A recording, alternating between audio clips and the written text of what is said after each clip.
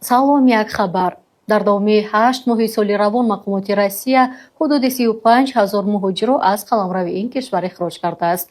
дар ин бора раиси Думаи давлати Россия хабар дода гуфт, муҳоҷирони ихроҷшуда қонунгузории муҳоҷирати ин кишварро риоя накардаанд. ӯ ҳамчунин таъкид намуд, ки ба ҳолати 1 сентябри соли 2025 дар рӯйхати сиёҳ ё шахсони назоратшавандаи вазорати корҳои дохилии Россия 770 000 шаҳрвандони хориҷӣ қарор доранд, ки сеяки онҳоро занону кӯдакон ташкил медиҳад.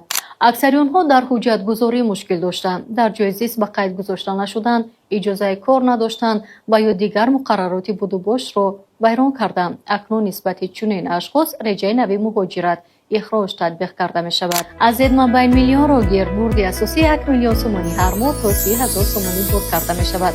бо 3,5 сомонӣ айди рамзро бихар ва иштирокчии бозӣ бурднок шав.